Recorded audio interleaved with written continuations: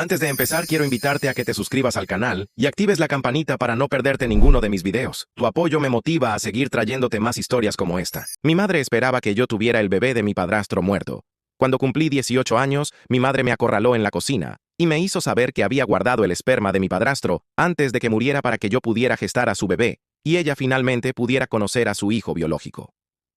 Mi padrastro, Roberto, murió en un accidente automovilístico cuando yo tenía 8 años. Él y mamá habían intentado tener un bebé durante años, pero nunca pudieron. Roberto había sido bueno conmigo durante los 3 años que lo conocí. Me enseñó a montar en bicicleta y venía a las obras de teatro de la escuela, pero mamá nunca se recuperó de su pérdida. Guardó toda su ropa en el armario y todavía ponía su lugar en la cena 10 años después. He estado esperando esto durante años, dijo, sacando una carpeta llena de documentos médicos. Antes de que Roberto muriera, habíamos estado viendo a un especialista en fertilidad. Hice que conservaran varias muestras por si necesitábamos la fecundación in vitro, FIV. Me sonrió como si me estuviera dando un regalo. Ahora puedes ayudarme a tener el bebé de Roberto, el bebé que estábamos destinados a tener. La miré fijamente, incapaz de procesar lo que estaba diciendo. Quería que yo gestara al hijo de mi padrastro muerto. Mamá, eso es una locura, dije. No voy a tener el bebé de Roberto. Ella actuó como si no me hubiera oído. Ya había concertado citas en una clínica de fertilidad.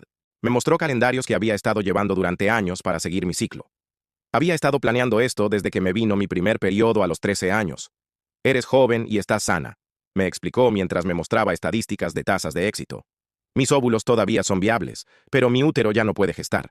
Tú serás la madre de alquiler, pero el bebé será mío y de Roberto. Solo nos estás prestando tu vientre. Tenía documentos legales redactados sobre la custodia y los derechos parentales. Había pensado en todo, excepto en preguntar si yo estaba dispuesta a hacerlo. Cuando me negué, actuó como si la hubiera traicionado. Roberto te amaba como a su propia hija, dijo. Así es como puedes honrar su memoria y darme la familia que él quería que tuviéramos. Sacó fotos de Roberto sosteniéndome de bebé. Mira lo feliz que estaba. Se merecía tener hijos biológicos propios. Cuando dije que no, la manipulación se intensificó a diario. Dejaba ropa de bebé en mi cama con notas sobre lo sola que se sentía. Lloraba en la cena sobre cómo estaba destruyendo su última oportunidad de ser feliz. Me llamó egoísta y poco empática por no ayudar después de lo que ella había sacrificado como madre soltera. Di mi vida por ti, decía. Lo menos que puedes hacer es darme 9 meses. Comenzó a involucrar a otras personas en su campaña. Le dijo a su grupo de apoyo para el duelo que yo me negaba a ayudarla a cumplir el último deseo de Roberto, a pesar de que Roberto nunca supo de este plan. Las otras viudas me llamaron desalmada. Le dijo a nuestra familia extendida que yo estaba siendo cruel al negarle un cierre. Mi tía dijo que llevar al bebé sería una hermosa manera de sanar la pérdida de nuestra familia. Incluso mi abuela dijo que debería considerarlo ya que mamá no podía tener más hijos de forma natural. Entonces mamá empezó a desesperarse. Hizo una cita en la clínica de fertilidad y les dijo que yo había aceptado ser su madre de alquiler. Cuando llegamos y le dije a la doctora que no había aceptado absolutamente nada de eso, la doctora se horrorizó. Esto tiene que ser completamente voluntario, le dijo a mi madre. No podemos obligar a su hija a llevar un embarazo. Mamá se echó a llorar en la oficina diciendo que yo estaba matando su última conexión con Roberto. Esa noche, mamá me sentó con una nueva propuesta. Si no vas a gestar al bebé, al menos dona tus óvulos, dijo. Encontraré otra madre de alquiler, pero el bebé necesita estar conectado a nuestra familia. Cuando también dije que no a eso, sugirió que podíamos extraer y congelar mis óvulos ahora, y yo podría decidir más tarde cuando fuera más madura. Cada compromiso era solo otra versión de su plan demencial. Encontré búsquedas en su computadora sobre leyes de fertilidad y derechos parentales sobre las decisiones médicas de hijos adultos. Había estado en foros preguntando si podía legalmente exigirme proporcionar material genético para la preservación familiar. Incluso había contactado a abogados sobre si el esperma conservado constituía una herencia que Roberto nos había dejado a ambos. Estaba buscando cualquier vía legal para obligarme a tener este bebé. Una noche me desperté y la encontré parada sobre mi cama con una jeringa. Solo son hormonas para regular tu ciclo, dijo cuando grité, para asegurarme de que todo esté listo cuando cambies de opinión. La empujé y me encerré en el baño mientras ella golpeaba la puerta, llorando que el bebé de Roberto estaba muriendo con cada día que esperaba, ya que mis óvulos estaban envejeciendo. Agarré mi teléfono de donde lo había dejado caer en el suelo del baño y me senté con la espalda contra la puerta. Mis manos no dejaban de temblar. Mamá seguía afuera llorando y hablando a través de la puerta sobre cómo estaba tratando de ayudarme, cómo las hormonas solo harían que todo fuera más fácil cuando aceptara su plan. Me abracé las rodillas contra el pecho y traté de pensar. No podía quedarme en esta casa por más tiempo. No después de despertarme y encontrarla parada sobre mí con una jeringa. Ni siquiera sabía lo que realmente contenía. Ella dijo hormonas. Pero, ¿y si era otra cosa? Algo para enfermarme o debilitarme o hacerme sumisa. Abrí mis mensajes y encontré el nombre de Tristan. Mis dedos torpes escribieron lo que había pasado, tratando de explicar que encontré a mamá en mi habitación con una aguja, que me encerré en el baño, que no sabía qué hacer. Su respuesta llegó en segundos, diciéndome que saliera de allí y que fuera a su casa de inmediato. Le dije que lo haría tan pronto como mamá volviera a su habitación.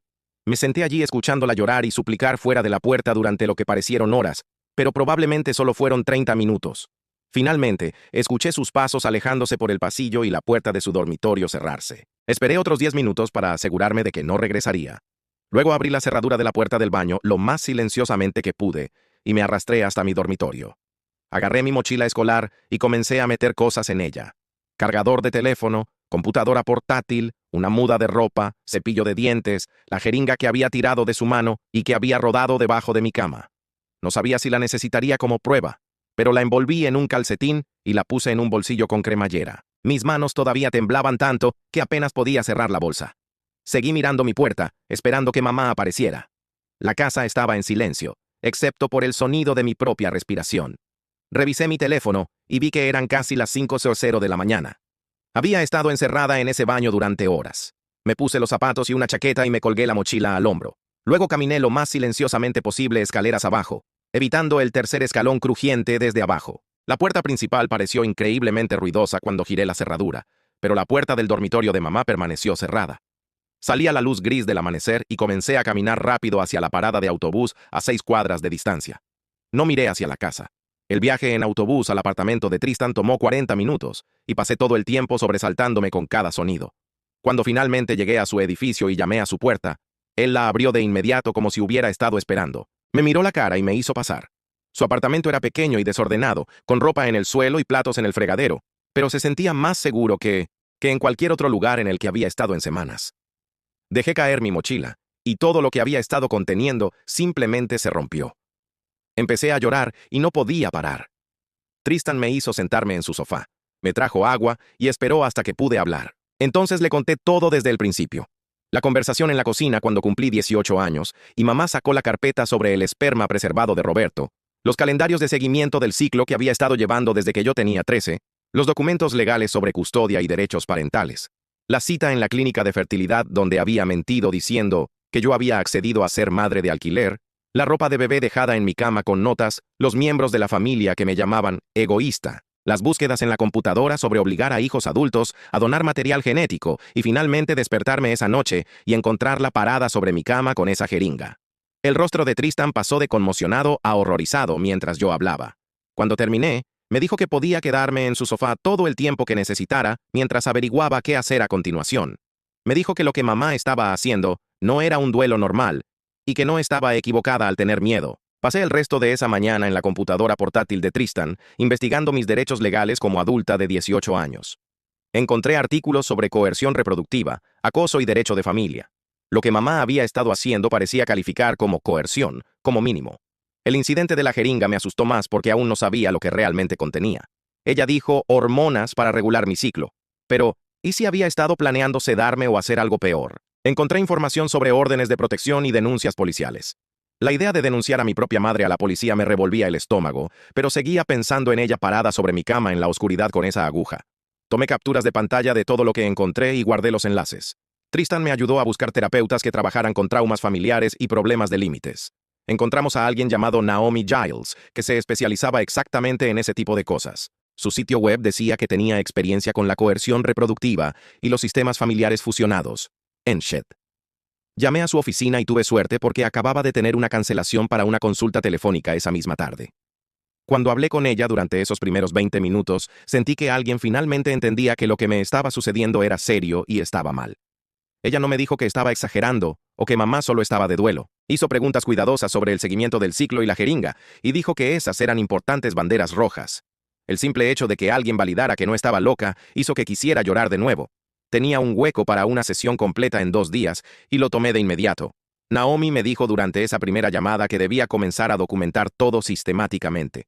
Dijo que si las cosas escalaban aún más, podría necesitar pruebas para la protección legal. Así que, pasé las siguientes horas revisando mi teléfono y tomando capturas de pantalla de cada mensaje de texto que mamá me había enviado sobre el plan del bebé.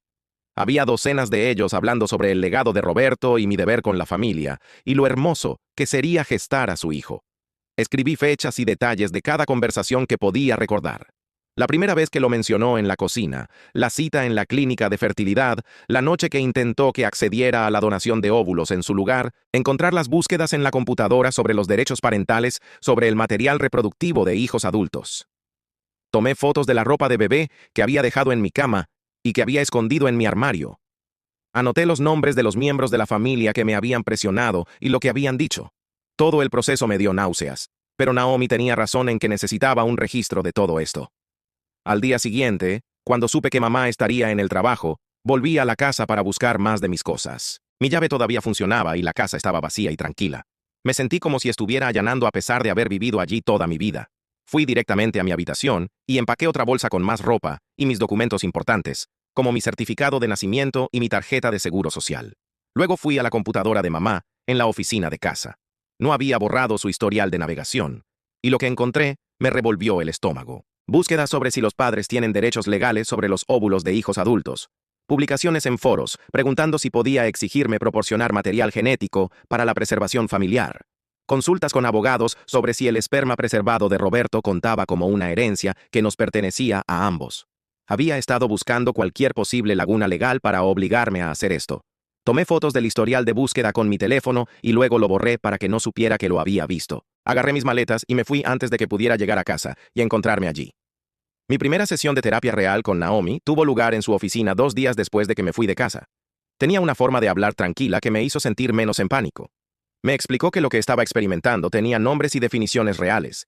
El enredo, enchment, era cuando los límites familiares se volvían tan borrosos que las personas no podían distinguir dónde terminaba una persona y comenzaba otra. La coerción reproductiva era usar presión o fuerza para controlar las decisiones reproductivas de alguien.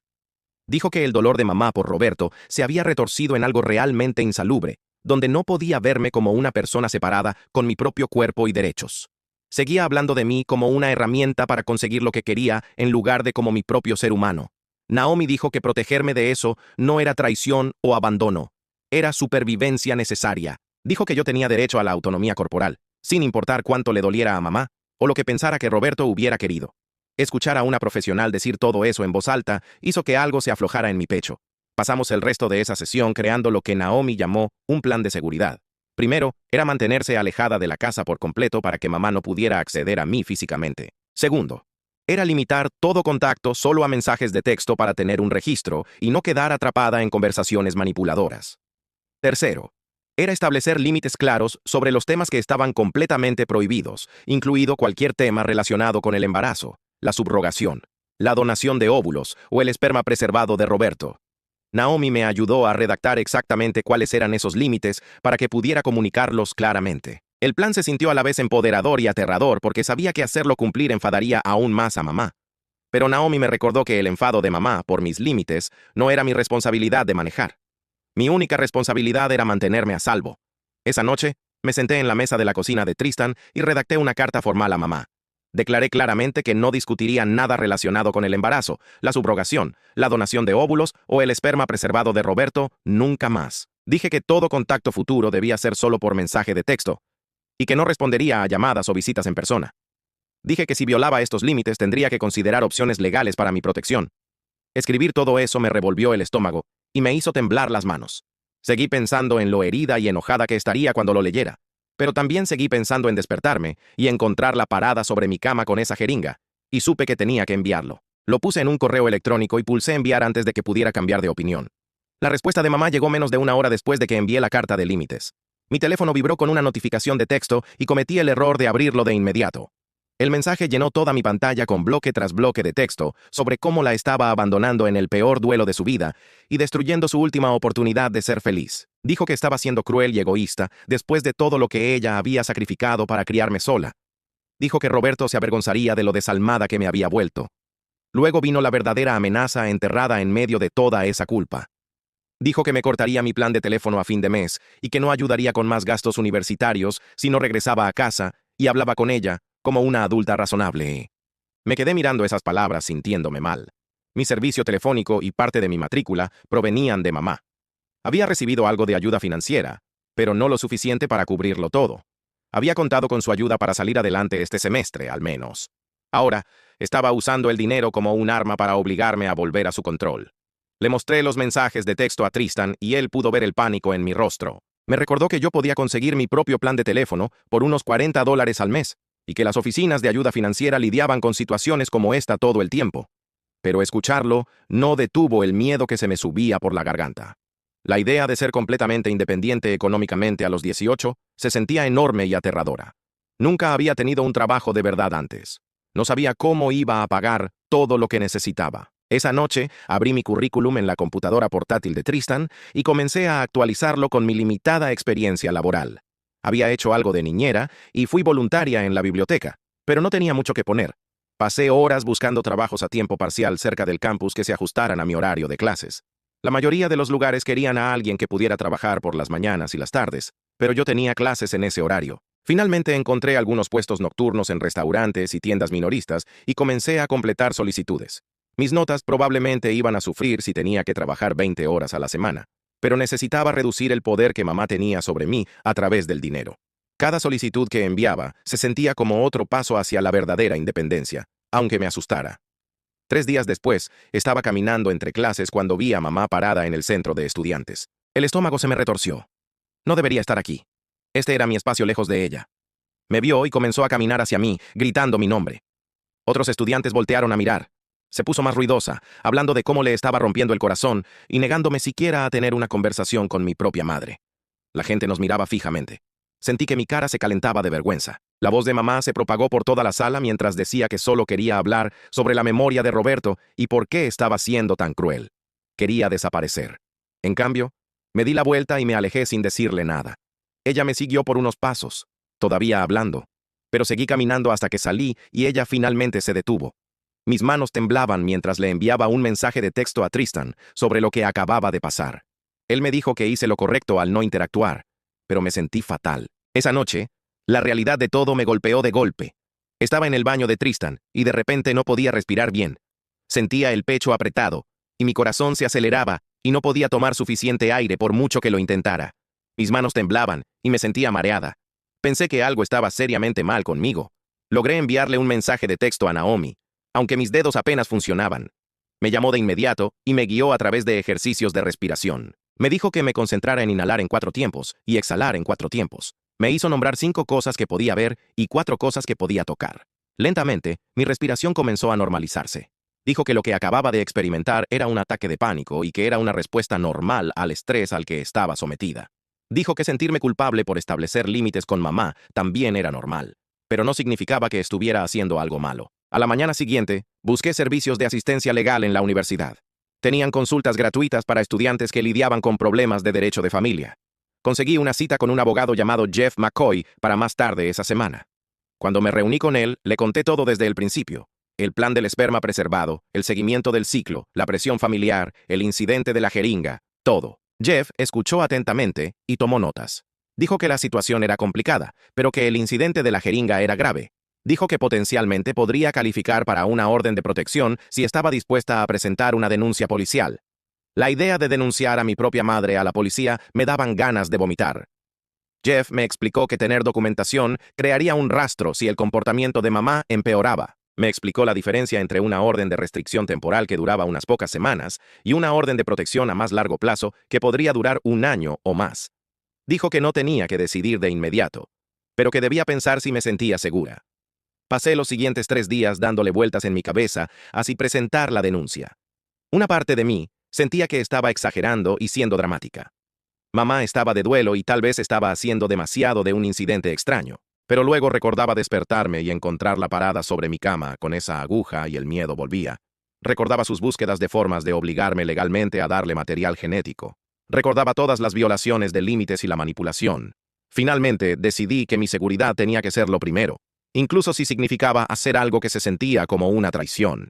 Ir a la comisaría fue una de las cosas más difíciles que he hecho. Mis piernas se sentían débiles al cruzar las puertas. Pedí hablar con alguien sobre cómo presentar una denuncia y me enviaron a hablar con el oficial Devon Lee.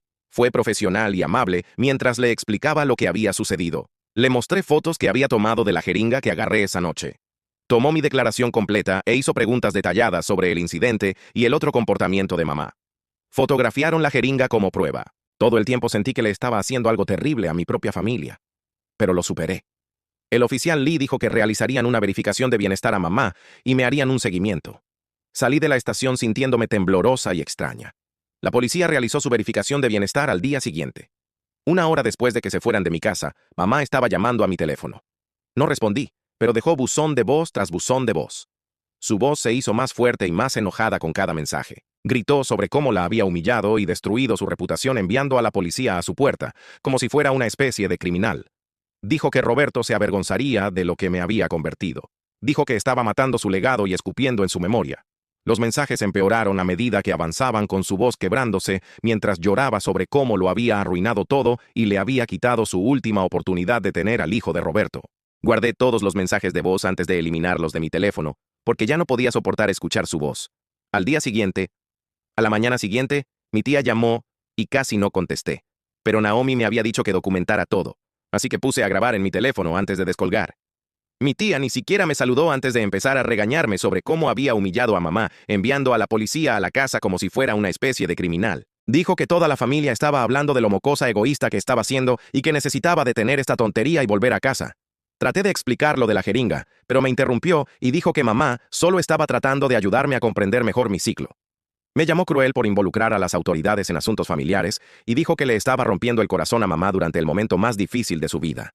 Cuando dije que no me sentía segura en casa, mi tía se rió y me dijo que estaba siendo dramática. La llamada duró 15 minutos, y apenas dije 10 palabras mientras me sermoneaba sobre la lealtad familiar y la gratitud. Después de colgar, me senté en el sofá de Tristan temblando y reproduje la grabación. Escuchándola por segunda vez, pude oír todas las tácticas de manipulación que Naomi me había enseñado a reconocer. Los sentimientos de culpa sobre la familia, la desestimación de mis preocupaciones de seguridad, la forma en que hacía que todo girara en torno a los sentimientos de mamá y nunca preguntó por los míos. Le envié la grabación a Naomi y ella confirmó lo que estaba escuchando.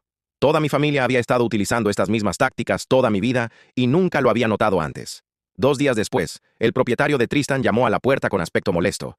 Dijo que mamá había estado allí 2 veces preguntando si yo me estaba quedando allí y que no apreciaba ser involucrado en el drama de los inquilinos. Le dijo a Tristan que tener una persona extra viviendo allí violaba el contrato de alquiler y que yo necesitaba encontrar otro lugar donde quedarme. Tristan intentó discutir, pero el propietario se mantuvo firme. Tenía una semana para mudarme. Pasé cada momento libre entre clases, buscando una vivienda asequible y se sentía imposible. La mayoría de los lugares pedían el primer mes, el último mes, y un depósito de seguridad que yo no tenía. La residencia estudiantil estaba llena y los apartamentos baratos cerca del campus tenían listas de espera. Finalmente, encontré una publicación en el tablón de anuncios de vivienda de la universidad de 3 estudiantes que buscaban un cuarto compañero de piso para dividir el alquiler de una casa. La habitación era diminuta y el alquiler seguía siendo un esfuerzo, pero era la única opción que pude encontrar. Me reuní con ellos ese fin de semana y parecían bastante agradables, aunque la casa era desordenada y ruidosa. Firmé el acuerdo de subarrendamiento y mudé mis cosas al día siguiente. La nueva casa fue un caos desde el primer día. Un compañero de piso jugaba videojuegos hasta las 3:00 de la mañana con el volumen alto. Otro tenía gente constantemente y fumaban en el porche trasero justo afuera de mi ventana. El tercer compañero nunca estaba en casa y dejaba comida podrida en la nevera. Nadie limpiaba el baño y la cocina siempre estaba cubierta de platos sucios.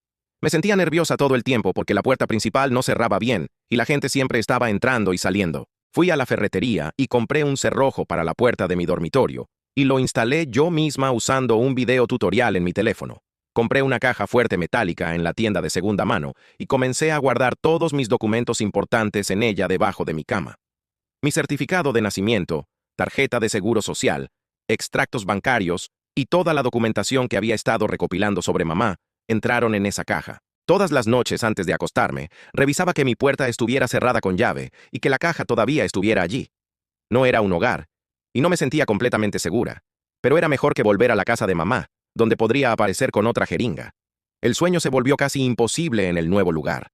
Me quedaba despierta escuchando cada sonido y preguntándome si mamá había encontrado mi dirección de alguna manera. Cuando me dormía, tenía pesadillas sobre despertarme en una cama de hospital embarazada o encontrar a mamá parada sobre mí otra vez.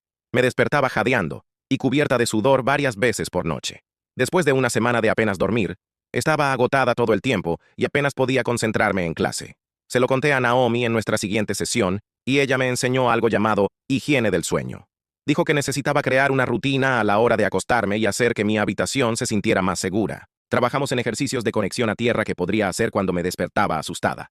Me hizo nombrar 5 cosas que podía ver, 4 cosas que podía tocar, 3 cosas que podía escuchar. Me enseñó patrones de respiración que ralentizarían mi ritmo cardíaco. Tomó semanas de práctica, pero lentamente comencé a tener noches en las que dormía de 4 a 5 horas seguidas. No era genial, pero era mejor que los periodos de 2 horas que había estado teniendo. Jeff programó otra reunión para hablar sobre los próximos pasos para la protección legal. Nos sentamos en su oficina y sacó un grueso paquete de formularios para una orden de restricción temporal. Me guió por cada sección y me ayudó a redactar descripciones detalladas de todo lo que había sucedido. El seguimiento del ciclo que mamá había hecho desde que yo tenía 13. La campaña de presión con miembros de la familia. La cita que había hecho en la clínica de fertilidad alegando que yo había aceptado. El incidente de la jeringa con la fecha y hora exactas. El acoso en el campus. Cada mensaje de voz amenazante con marcas de tiempo. Escribirlo todo en un solo documento me hizo darme cuenta de cuánto había empeorado el comportamiento de mamá en las últimas semanas. Cada incidente por sí solo se había sentido mal, pero verlos todos listados juntos mostraba un patrón claro de que ella se estaba volviendo más desesperada y más dispuesta a cruzar límites. Jeff dijo que la petición era sólida y teníamos buena evidencia, pero quería guardar todos los mensajes de voz antes de eliminarlos de mi teléfono, porque ya no podía soportar escuchar su voz. Al día siguiente, ser honesto en que obtener una orden de restricción contra un padre era difícil. Los jueces a veces lo veían como un conflicto familiar normal, a menos que hubiera un peligro claro. El incidente de la jeringa era nuestra prueba más fuerte, porque demostraba que ella estaba dispuesta a intervenir físicamente en mi cuerpo sin consentimiento. El día después de presentar la petición, recibí una llamada de un número desconocido. Casi no contesté, pero algo me hizo descolgar. Una mujer se presentó como Kay Booth, del departamento legal de la clínica de fertilidad. Dijo que mamá había llamado tratando de programar una cita a mi nombre y les había enviado formularios de consentimiento que supuestamente estaban firmados por mí. Kay dijo que las firmas no coincidían con lo que tenían en el archivo de cuando mamá me había arrastrado allí antes y que los documentos parecían falsificados. Sonaba genuinamente horrorizada y dijo que estaba marcando mi expediente de inmediato para evitar cualquier acceso o procedimiento no autorizado. Me preguntó si quería presentar una queja formal y dije que sí. Kay dijo que documentaría todo y me enviaría una declaración escrita para mis registros. También dijo que la clínica estaba revisando sus protocolos de seguridad porque esto nunca debería haber llegado tan lejos. Llamé a Jeff de inmediato y le conté sobre los documentos de consentimiento falsificados. Dijo que este era exactamente el tipo de documentación institucional que necesitábamos, porque demostraba que mamá estaba tratando activamente de forzar procedimientos médicos en mí a través de fraude. Agregamos la declaración de Kay a la petición de orden de restricción junto con el informe interno de la clínica sobre el incidente. Tener a profesionales de la clínica confirmando que el comportamiento de mamá era grave y preocupante me hizo sentir menos loca. Había pasado tanto tiempo preguntándome si estaba exagerando o siendo demasiado sensible. Pero ahora había una documentación oficial de múltiples fuentes que decían que esto no era un conflicto familiar normal. La clínica se lo tomó lo suficientemente en serio como para marcar mi expediente y cambiar sus procedimientos. La policía se lo tomó lo suficientemente en serio como para hacer una verificación de bienestar y tomar mi informe. Estos ya no eran solo mis sentimientos. Había pruebas de que lo que mamá estaba haciendo estaba mal. En mi siguiente sesión de terapia, Naomi me ayudó a trabajar parte de la culpa que aún sentía por todo esto. Me explicó algo llamado parentificación, donde un padre trata a su hijo como una herramienta para satisfacer sus propias necesidades emocionales, en lugar de verlo como una persona separada con sus propios derechos. Dijo, el dolor de mamá te había convertido en un objeto en su proceso de curación, en lugar de una hija que merecía protección y autonomía. Naomi dijo que era normal que me sintiera culpable por establecer límites, porque me habían entrenado toda mi vida para priorizar los sentimientos de mamá sobre mi propia seguridad. Hablamos sobre cómo el amor no debería exigirme que renunciara al control de mi propio cuerpo, y cómo las relaciones familiares reales tenían que incluir respeto por los límites. Comprender estos conceptos ayudó, pero no hizo que la culpa desapareciera por completo. Todavía extrañaba a mi mamá a veces, aunque sabía que volver no era seguro. Extrañaba a la mamá que tuve antes de que Roberto muriera, antes de que el dolor la convirtiera en alguien que podía pararse sobre mi cama con una aguja. La fecha de la corte llegó más rápido de lo que esperaba, y me sentí mal toda la mañana. Jeff me recibió en el juzgado y me explicó lo que sucedería. Dijo que mamá estaría allí con su abogada, y que ambas tendrían la oportunidad de presentar su versión. El juez haría preguntas, y luego decidiría si conceder la orden de restricción temporal. Jeff me recordó que mantuviera la calma y me ciñera a los hechos sin importar lo que dijeran mamá o su abogada. Nos sentamos en un banco en el pasillo esperando que llamaran nuestro caso, y mis manos no dejaban de temblar. Seguí pensando en tener que ver a mamá cara a cara y explicarle a un juez por qué necesitaba protección legal de mi propia madre. Cada vez que se abría la puerta de la sala del tribunal, daba un salto. Cuando finalmente llamaron nuestro caso, pensé que iba a vomitar, pero me puse de pie y seguí a Jeff adentro. Mamá ya estaba sentada en la otra mesa con un hombre de traje que supuse que era su abogado. Parecía más pequeña de lo que recordaba, y sus ojos estaban rojos como si hubiera estado llorando. Por un segundo, me sentí terrible por hacerla pasar por esto. Pero luego recordé despertarme y encontrarla parada sobre mí con esa jeringa, y el miedo volvió. Su abogado se puso de pie primero y comenzó a hablar sobre cómo yo era una adolescente inestable, que estaba pasando por una fase rebelde y exagerando un conflicto familiar normal. Llamó al incidente de la jeringa un malentendido y dijo que mamá solo había estado tratando de ayudarme a controlar mi ciclo por razones de salud. Hizo que pareciera que estaba siendo dramática y desagradecida después de todo lo que mamá había sacrificado para criarme sola. Escucharlo tergiversar todo me hirvió la sangre.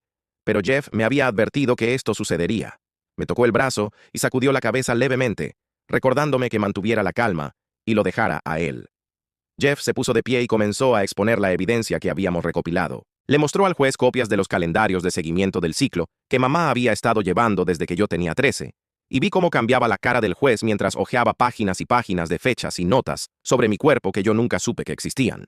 Jeff presentó la declaración de la clínica sobre el intento de mamá de programar citas usando mi nombre y los documentos de consentimiento falsificados. Luego mostró la denuncia policial del incidente de la jeringa con fotos de la aguja que había logrado agarrar antes de encerrarme en el baño. Cuando llegó mi turno de testificar, sentí que iba a vomitar, pero me puse de pie y caminé hasta el estrado de testigos. El juez me pidió que describiera lo que sucedió con mis propias palabras, y comencé con mamá acorralándome en la cocina en mi cumpleaños número 18 con la carpeta llena de documentos de fertilidad. Mi voz tembló cuando expliqué cómo ella había estado planeando esto desde que me vino mi primer periodo. Cómo había rastreado mis ciclos durante años sin decírmelo, cómo había hecho citas en clínicas y les había dicho que yo había aceptado cuando yo absolutamente no lo había hecho. Describí despertarme y encontrarla parada sobre mi cama con una jeringa y el terror de no saber qué contenía o qué planeaba hacer. El juez escuchó atentamente e hizo preguntas específicas sobre la línea de tiempo, y si alguna vez había dado alguna indicación de que estaría dispuesta a participar en este plan. Le dije que no, que había dicho que no desde la primera conversación y en cada momento posterior a eso. El abogado de mamá intentó interrumpir, pero el juez levantó la mano y me dejó terminar. Después de que me senté, Jeff llamó a Tristan para que proporcionara una declaración como testigo. Tristan explicó cómo yo había llegado a su apartamento esa mañana aterrorizada y temblando, cómo mamá había ido a su edificio varias veces buscándome, cómo su propietario se había molestado por las interrupciones. Describió el estado en el que me encontraba cuando llegué por primera vez y cómo había tenido miedo de volver a casa. Tener a alguien más confirmando por lo que había pasado se sintió importante porque ya no era solo mi palabra contra la de mamá. Cuando Tristan terminó, el juez se tomó unos minutos para revisar todos los documentos y fotos que habíamos presentado. Luego miró a mamá y le preguntó si entendía que lo que había estado haciendo constituía coerción y que su hija tenía derecho a negarse a cualquier procedimiento médico. Mamá comenzó a llorar y dijo que solo quería honrar la memoria de Roberto y que yo era demasiado joven para entender a lo que estaba renunciando. La expresión del juez no cambió. Concedió una orden de restricción temporal que prohibía a mamá contactarme sobre cualquier cosa relacionada con la reproducción, subrogación, embarazo o fertilidad, y no podía acercarse a 100 yardas de mi residencia, campus o lugar de trabajo. La orden también establecía que no podía tomar ninguna decisión médica en mi nombre y no podía acceder a ninguno de mis registros médicos. No era todo lo que había esperado, pero era una protección legal real en papel que podía hacer cumplir. Saliendo del juzgado me sentí agotada, aliviada y triste al mismo tiempo. Durante los días siguientes, comencé a anotar publicaciones en las redes sociales del grupo de apoyo para el duelo de mamá. Las publicaciones eran vagas, pero claramente sobre mí, hablando de hijos ingratos que abandonan a sus padres en su hora más oscura y de lo doloroso que es cuando la familia te da la espalda. Varios miembros de mi familia extendida compartieron estas publicaciones y agregaron sus propios comentarios sobre cómo los jóvenes de hoy no entienden el sacrificio o la lealtad familiar. Reconocí que era una campaña de vergüenza pública diseñada para hacerme sentir culpable y presionarme para que diera marcha atrás. Mi tía publicó algo sobre cómo algunas hijas olvidan todo lo que sus madres hicieron por ellas, y mi prima comentó con un emoji de llanto y dijo que era desgarrador cuando los niños son tan egoístas. Me senté en mi cama en la habitación subarrendada mirando mi teléfono y sintiéndome mal. Revisé todas mis redes sociales, mis cuentas de redes sociales y las puse en privado. Luego comencé a bloquear a los miembros de la familia que estaban participando en la narrativa de mamá. Me dolió cortar lazos con personas que conocía de toda la vida. Mi tía que solía llevarme de compras para la ropa escolar. Mi abuela que me enseñó a hornear galletas. primos con los que crecí en reuniones familiares, pero no podía lidiar con el constante juicio y presión mientras intentaba sanar. Cada vez que pulsaba el botón de bloquear, me sentía culpable y aliviada al mismo tiempo. Una semana después, tuve una cita con la oficina de ayuda financiera de la escuela para discutir mi estado de dependencia. Llevé copias de la orden de restricción y la denuncia policial, y una carta de Naomi explicando el distanciamiento familiar. La consejera de ayuda financiera revisó todo cuidadosamente y dijo que podían reconsiderar mi estado como estudiante independiente basándose en la evidencia documentada de abuso y la separación legal. El proceso tardaría varias semanas y necesitaría proporcionar documentación adicional, pero finalmente me aprobaron ayuda adicional que cubría la mayor parte de mi matrícula y algunos gastos de manutención. El alivio que sentí cuando recibí el correo electrónico de aprobación fue enorme porque significaba que ya no estaba completamente atrapada por la dependencia financiera de mamá. Comencé a buscar trabajo a tiempo parcial que se ajustara a mi horario de clases y encontré un puesto en una cafetería del campus. El salario era el mínimo y las horas no eran excelentes, pero tener mis propios ingresos me hacía sentir más segura e independiente. Mi primer turno fue abrumador porque tuve que aprender la caja registradora y memorizar recetas de bebidas mientras lidiaba con la constante prisa de estudiantes. Pero los otros trabajadores fueron pacientes y me ayudaron a resolver las cosas. Cada cheque de pago se sentía como una prueba de que realmente podía mantenerme, aunque fuera a duras penas. 2 semanas después de que se concedió la orden de restricción, llegué a mi subarriendo y encontré un paquete en la puerta. No había dirección de remitente, pero reconocí la letra de mamá. Dentro había fotos de bebé mías con Roberto. Fotos que nunca había visto de él sosteniéndome cuando era pequeña, empujándome en columpios, ayudándome a apagar las velas de cumpleaños. Había una nota escondida entre las fotos que decía que Roberto me había amado mucho y querría que yo ayudara a mantener viva su memoria. Mis manos temblaron mientras tomaba fotos de todo con mi teléfono para documentar la violación. Llamé a la línea de policía que no era de emergencia y expliqué que mi madre había violado la orden de restricción al dejar artículos en mi residencia. El oficial que vino a tomar mi denuncia era diferente al oficial Lee, pero conocía mi caso y se lo tomó en serio. Recogió el paquete como prueba y dijo que le emitirían a mamá una advertencia formal de que cualquier violación adicional resultaría en arresto.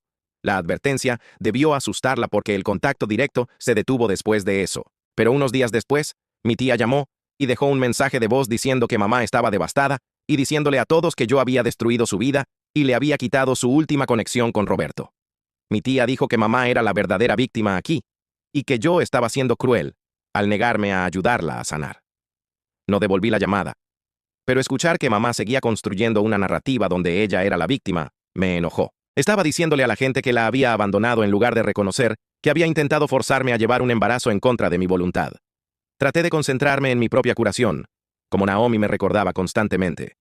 Pero era difícil saber que la mitad de mi familia creía la versión de los hechos de mamá. En el trabajo, unas semanas después, estaba tomando pedidos durante la hora pico de la tarde, cuando una mujer embarazada se acercó a la caja. Ni siquiera estaba tan avanzada, pero ver su mano posada en su vientre hizo que todo volviera. Los calendarios de ciclos, la clínica de fertilidad, mamá parada sobre mi cama con esa jeringa. Se me apretó el pecho y no podía respirar correctamente y mi visión comenzó a estrecharse. Me oí disculparme con la clienta y luego tropecé hacia la trastienda. Mi gerente me encontró sentada en el suelo junto a los estantes de almacenamiento, hiperventilando y llorando. Ella me ayudó a hacer ejercicios de respiración y me dijo que me tomara todo el tiempo que necesitara, que ella cubriría mi caja. Después de 20 minutos, me sentí lo suficientemente estable como para volver a salir, pero estuve temblorosa el resto de mi turno. Esa noche, me di cuenta de que iba a lidiar con desencadenantes relacionados con el embarazo y los bebés durante mucho tiempo. Que esto no era algo que simplemente desaparecería porque tenía una orden de restricción y una terapeuta. En mi siguiente sesión con Naomi, comenzamos a trabajar en estrategias reales para lidiar con los desencadenantes del embarazo en lugar de solo hablar de ellos. Me hizo practicar ejercicios de respiración y técnicas de conexión a tierra que podía usar cuando veía mujeres embarazadas o bebés en público. Repasamos escenarios en los que imaginaría ver a alguien con una barriga de embarazada. Y yo practicaría notar que el pánico comenzaba y luego usar las herramientas para calmarme antes de que empeorara. La parte más difícil fue cuando Naomi me pidió que pensara si algún día querría tener hijos en mis propios términos, separada de lo que mamá había tratado de forzarme. Ni siquiera podía ir allí mentalmente sin sentirme enferma. Ella explicó que la coerción de mamá había entrelazado mis propias elecciones futuras con el trauma y que desenredar eso llevaría tiempo. Hicimos un plan para concentrarnos solo en manejar los desencadenantes inmediatos por ahora y guardar las preguntas más importantes sobre mis propias decisiones reproductivas para más adelante, cuando me sintiera más estable. Salí de esa sesión con una lista de estrategias de afrontamiento escritas en una tarjeta que guardé en mi bolsillo, en el trabajo. Una semana después, fui a mi primera reunión de un grupo de apoyo para adultos jóvenes que lidiaban con el distanciamiento familiar. La reunión fue en un sótano de un centro comunitario y había unas 12 personas sentadas en círculo. Me sentí nerviosa al entrar porque no sabía si mi situación sonaría tan seria como los problemas de otras personas. Pero la facilitadora fue acogedora y dijo que podía simplemente escuchar si no estaba lista para compartir. La primera persona que habló fue un chico de mi edad cuyos padres lo habían echado por ser gay. Luego, una mujer de unos 20 años habló sobre cortar lazos con su padre después de años de abuso verbal. Alguien más compartió sobre los problemas de adicción de su madre y tener que llegar al contacto cero por su propia seguridad. Cuando fue mi turno, di una versión breve de lo que sucedió con mamá, el esperma preservado y el incidente de la jeringa. Nadie pareció sorprendido o crítico. Algunas personas asintieron como si lo entendieran por completo. Después de la reunión, 3 personas diferentes se me acercaron y dijeron que también habían lidiado con padres que no podían respetar los límites en torno a sus cuerpos o decisiones médicas. Una mujer dijo que su madre había intentado forzarla a someterse a una cirugía de pérdida de peso. El padre de otra persona se había negado a aceptar su decisión de no tener hijos. Escuchar que otras personas tuvieron que establecer límites estrictos con miembros de la familia sobre la autonomía corporal me hizo sentir mucho menos sola y menos como si estuviera siendo dramática o cruel. 3 meses después de la orden de restricción inicial, Jeff me llamó para recordarme la audiencia para extenderla por un año completo. Había estado tan concentrada en el trabajo, la escuela y la terapia, que casi se me olvida que se acercaba. La orden temporal había estado funcionando y mamá había mantenido mayormente alejada, excepto por la violación de un paquete, así que una parte de mí esperaba que el juez lo extendiera automáticamente. Pero Jeff explicó que la abogada de mamá argumentaría en contra de la extensión y que yo debería estar preparada para verla de nuevo y posiblemente testificar. Me sentí menos aterrorizada que en la primera audiencia porque ahora sabía qué esperar. Pero aún así pasé la noche anterior apenas durmiendo, temiendo tener que estar en la misma habitación que mamá. Elegí ropa que me hiciera parecer mayor y más creíble, y practiqué lo que podría decir si el juez me hacía preguntas. Jeff me recibió afuera del juzgado esa mañana, y repasó el plan una vez más. Dentro de la sala del tribunal, mamá ya estaba sentada en la otra mesa con su abogada. Parecía más pequeña de alguna manera y más vieja. Su cabello era diferente y había perdido peso. Cuando me vio entrar, comenzó a llorar en voz baja, y su abogada le entregó pañuelos. Me obligué a mirar hacia otro lado y concentrarme en Jeff. El juez entró y llamó el caso, y la abogada de mamá se puso de pie primero. Argumentó que mamá había estado en terapia constantemente durante los últimos 3 meses y había llegado a comprender que había cometido errores en cómo me había abordado sobre tener el bebé de Roberto. Dijo que mamá estaba de duelo y no pensaba con claridad, pero que había hecho el trabajo para procesar su dolor de maneras más saludables. La abogada dijo que una orden de restricción completa era excesiva, dado que mamá solo había violado una vez y fue solo dejando un paquete, no algo amenazante. Le pidió al juez que dejara expirar la orden o que la redujera a un marco de tiempo más corto con condiciones menos estrictas. Escucharla hacer que mamá pareciera la víctima que solo necesitaba comprensión hizo que se me apretara el pecho de rabia. Luego Jeff se puso de pie y presentó su evidencia. Tenía impresiones de las publicaciones en las redes sociales del grupo de apoyo para el duelo de mamá donde había estado hablando de mí y construyendo una narrativa sobre ser abandonada. Le mostró al juez la documentación de la violación de la orden de restricción con el paquete de fotos y la nota que incitaba a la culpa. Explicó que esto mostraba un patrón de acoso continuo, incluso con la orden vigente, y que mamá todavía estaba tratando de manipularme por medios indirectos y reclutando a otras personas para su causa. Jeff argumentó que mamá en realidad no había reconocido el daño específico que había causado ni había mostrado una comprensión real de por qué su comportamiento estaba mal, solo que había aprendido a ocultarlo mejor. Dijo que yo necesitaba el año completo para sanar y establecer mi independencia sin la presión constante. El juez examinó todas las pruebas cuidadosamente y le hizo a Jeff algunas preguntas aclaratorias sobre las publicaciones en las redes sociales y si mamá había intentado contactarme a través de otros miembros de la familia. Luego, el juez me preguntó si quería hacer una declaración. Me puse de pie y mis piernas se sintieron temblorosas, pero logré hablar claramente. Dije que todavía lidiaba con ansiedad todos los días y tenía problemas para dormir y que tenía ataques de pánico cuando veía mujeres embarazadas debido a lo que mamá había intentado forzarme a hacer. Expliqué que necesitaba espacio para sanar sin la presión y la manipulación constantes y que, aunque mamá afirmaba comprender, la publicación en las redes sociales mostraba que todavía estaba tratando de controlar la narrativa y hacerse la víctima. Dije que solo quería sentirme segura y tener control sobre mi propio cuerpo y mi propio futuro. El juez asintió Y luego miró directamente a mamá y le preguntó si entendía por qué su comportamiento había sido perjudicial para mí. Mamá se puso de pie y comenzó a hablar con una voz baja y dolida.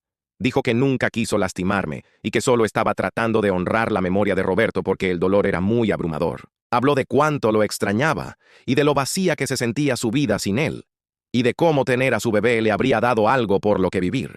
Dijo que no podía entender por qué yo no la ayudaría cuando ella había sacrificado tanto para criarme como madre soltera después de que mi padre se fue. Lloró y dijo que solo quería que yo supiera cuánto dolor sentía.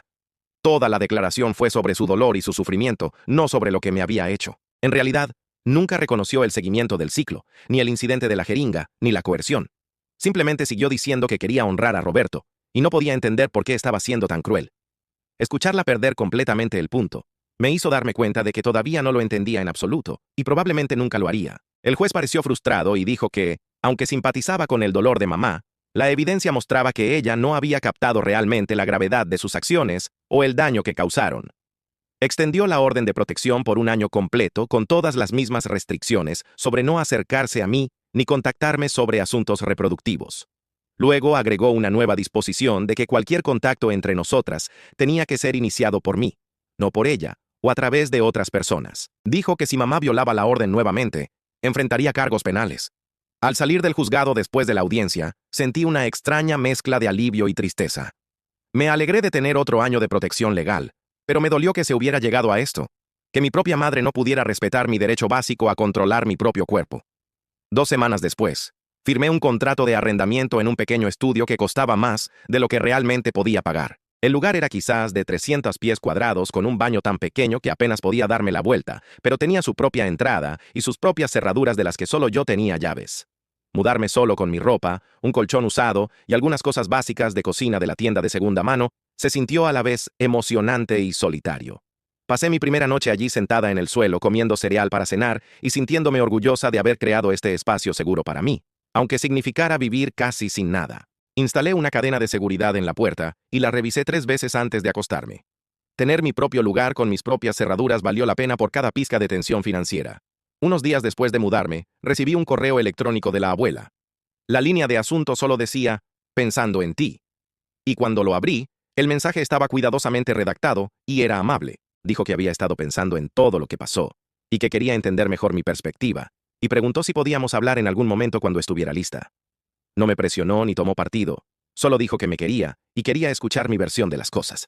Me quedé mirando ese correo electrónico durante mucho tiempo, sintiéndome tentada a responder de inmediato porque la extrañaba, pero recordé cómo inicialmente me había dicho que debería considerar gestar al bebé para mamá, y supe que hablar con ella podría convertirse en otra forma de que mamá intentara contactarme o presionarme a través de la familia. Decidí esperar hasta que me sintiera más estable y segura en mis límites antes de abrir esa puerta.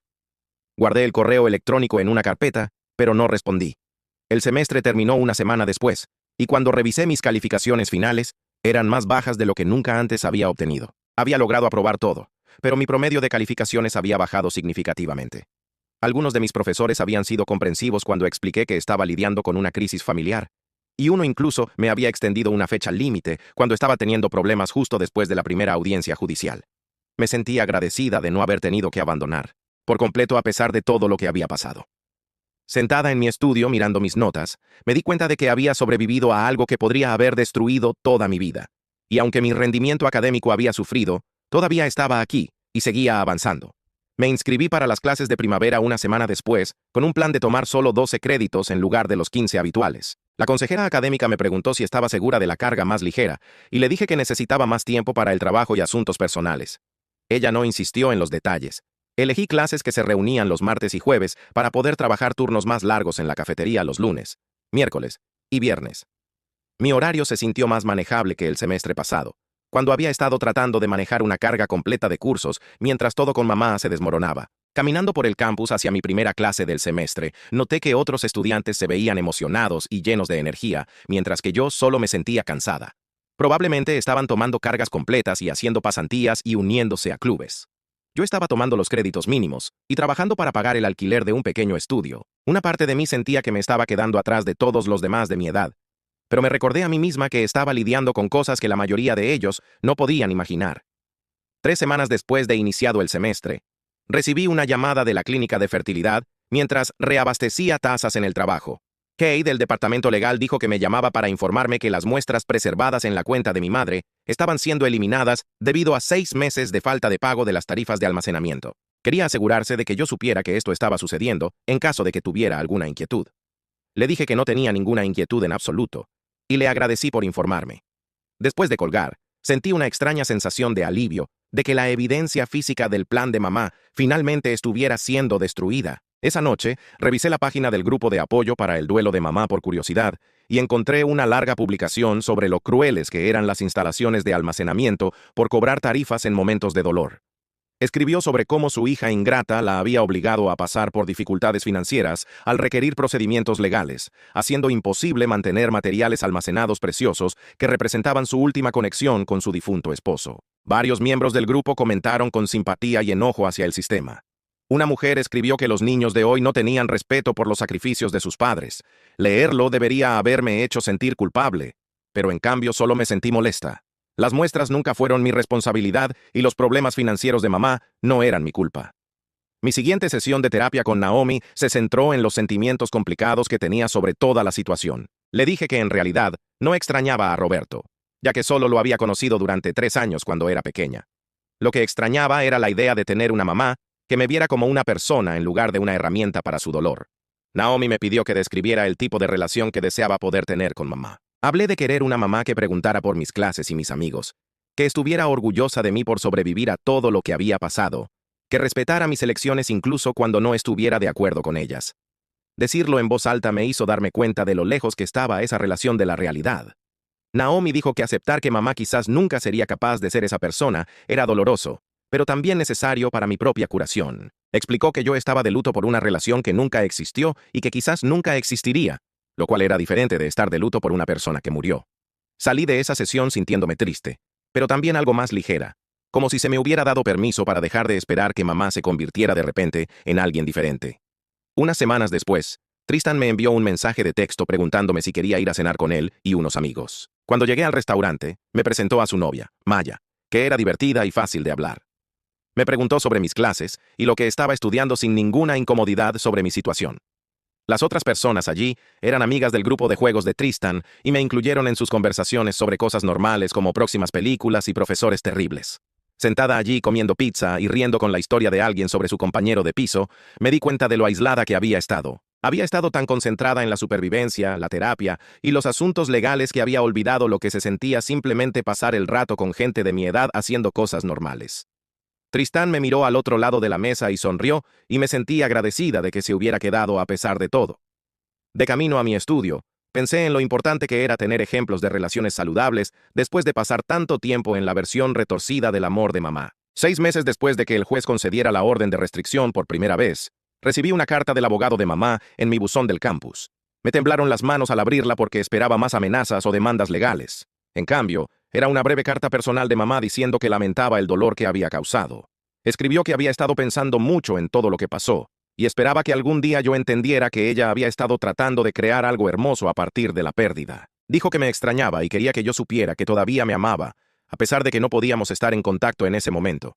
La carta no pedía nada, ni intentaba manipularme para que respondiera. Simplemente expresaba arrepentimiento y esperanza de una futura reconciliación. La leí 3 veces sentada en mi cama, y para la tercera vez estaba llorando. No porque estuviera lista para perdonarla o dejarla volver a mi vida, sino porque la carta mostraba que todavía no lo entendía. Seguía enmarcando todo en torno a sus intenciones y su dolor. Todavía veía el forzarme a llevar al bebé de Roberto como algo hermoso en lugar de reconocerlo como una violación.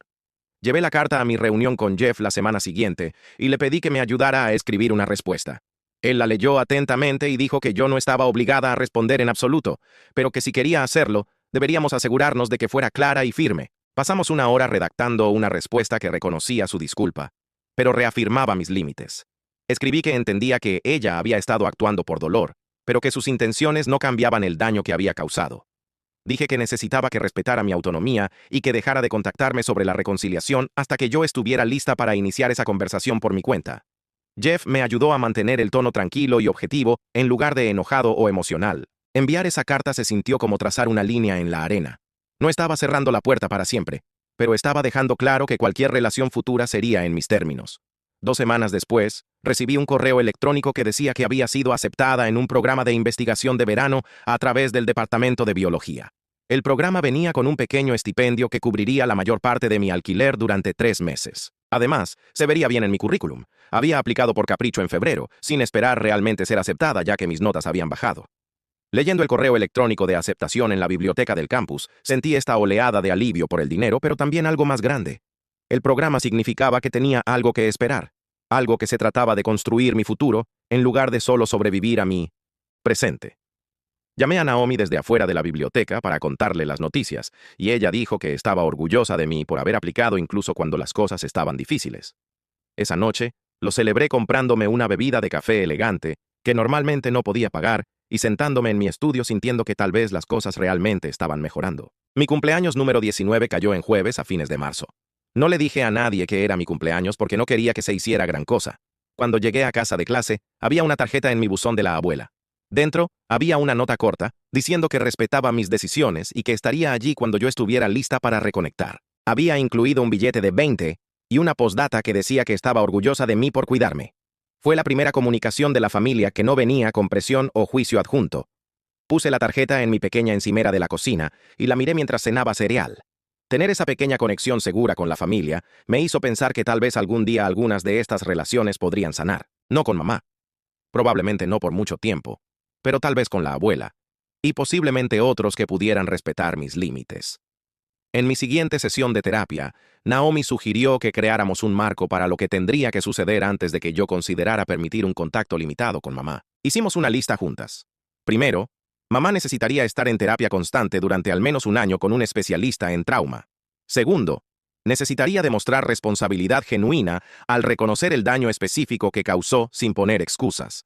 Tercero, necesitaría demostrar que podía respetar los límites al no violar la orden de restricción y no usar a otras personas para contactarme. Cuarto, cualquier contacto necesitaría ser supervisado por un mediador al principio. Mirando la lista, supe que no estaba lista para nada de esto todavía, y podría no estarlo durante años. Pero tener un marco me ayudó a sentirme menos culpable por mantener la distancia. No se trataba de castigar a mamá para siempre. Se trataba de protegerme hasta que ella pudiera demostrar que había cambiado. La semana siguiente, configuré una nueva dirección de correo electrónico, específicamente para el contacto familiar. Le di la dirección a Jeff para que la compartiera con la abogada de mamá, con instrucciones claras de que era solo para información familiar importante, como muertes o emergencias médicas. Le conté a Naomi sobre el correo electrónico y acordamos que solo lo revisaría una vez a la semana durante nuestras sesiones de terapia para tener apoyo si había algo inquietante.